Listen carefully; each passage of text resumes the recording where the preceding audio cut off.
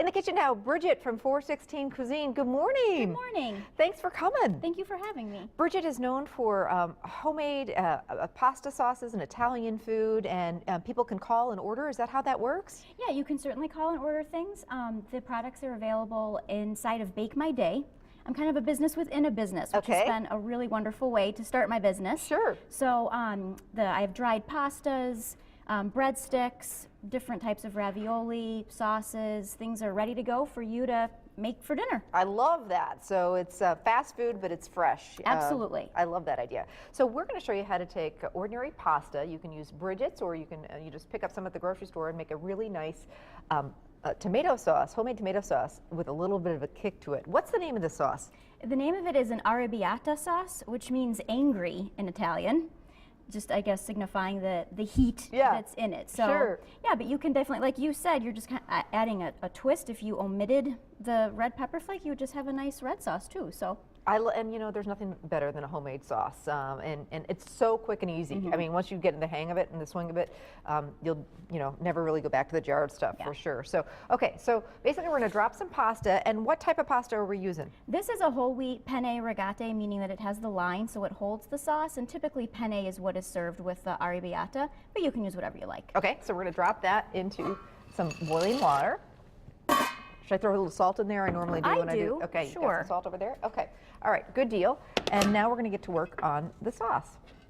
Yes. I start with a little bit of olive oil in a pan that you want, warm, but not too hot. So a couple tablespoons, is that about good, Bridget? That would be perfect. Okay, yes. all right. And then I have some fresh garlic here.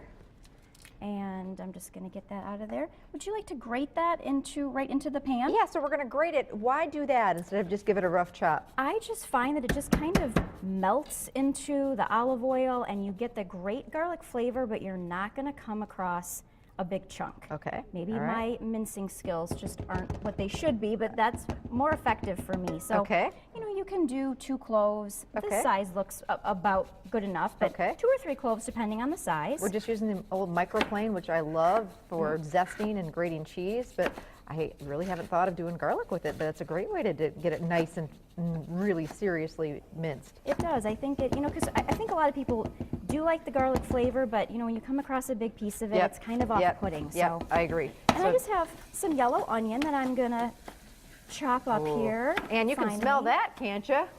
The garlic and the oil. Now, real careful though, because we don't want to burn that, so I've kind of removed it from the heat a little bit. Exactly. And I just, it's going to end up with about a 1/4 cup or so of this, mild yellow onion. And like you said, you just kind of want to heat this through, make it translucent, but not necessarily brown it. So however you like to get that in there. You betcha.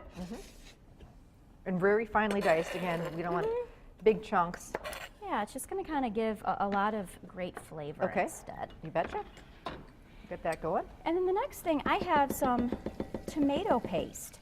So you let the onions work for a little bit, and this is about 3 to 4 tablespoons of tomato paste. It's going to thicken the sauce, give it a little bit of sweetness, and just a nice depth. And so I always put that in next, and let it cook for a minute or so at home. It's going to give off some nice flavor. It'll darken up and get really nice and rich. Wow, this smells good. It does smell nice. We started to use, well, we use quite a bit of tomato paste in here, so a can may work for you. But do you ever get it in the tube, which is nice? If you just need a little bit, it really is a great invention. The tube is great because otherwise it's a little bit more expensive. But if you're going to throw out half a can, it definitely makes sense to buy the tube. Yeah, it's very, very good like that. Oh wow, I can just tell the difference of cooking this tomato paste for a little bit. Makes a huge difference. It really does. It's worth the minute that you spend doing that. And then I'm going to add in here some crushed tomatoes. So this was a 28-ounce can. You could use diced if you prefer a little bit of a chunkier sauce. I like a smoother texture. So these are crushed. It's kind of in between diced and the sauce though. So you do have a little bit of texture. And certainly if you gardened and have your own tomatoes, that would be the way to go too. But tomatoes in the can, They really come a long way. And They do. Nice, this is like after work, don't know what to have for dinner, got a can of tomatoes, got some garlic, got some onion, throw it together kind of a thing. Exactly. Yeah. It's all in your pantry waiting for you. Right. So you could salt it a little bit if you wanted. Okay. And then some fresh lemon juice. I just have a half of a lemon. Now Just that's whatever interesting. You get out of there. Why Yeah. do that? Oh, I just think it brightens it. My grandmother and grandfather put lemon in the sauce. Really? Yeah, it's a nice little flavor. I think it's really a nice thing to do. It's a brightness and a freshness that I really enjoy. I know a lot of chefs finish sauces or soups with a little bit of an acid, whether it be, whoop, whoop, goodness. Whoop. Things are popping. That's a good thing. That's what happens when you make marinara sauce. So a little bit of lemon juice. Have you ever done, if you didn't have lemon juice, a little balsamic vinegar or something? Oh, sure. that Oh, would yeah. work. You could add some red wine if you'd like to cook with wine. Absolutely. Kind of put your own spin. And then here is Here's the the heat. angry part. Yeah. Here's the spice. It is a full teaspoon of crushed red pepper flake, which is a lot. Admittedly, it's a spicy sauce. Of course, you could go easy on it, omit it all together, and you've just got a good red sauce. So we've got some of it that's already been simmering for a little bit. So about how long do you let that simmer?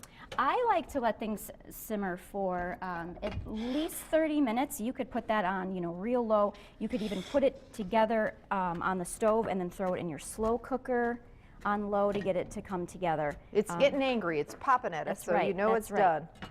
Yum. That's why I've got my apron on whenever you're cooking marinara sauce. And I think our pasta, I'm gonna let that cook just a little bit longer because it's a little more than al dente. It's a little break your tooth. So we'll plate this up and, oh, wow.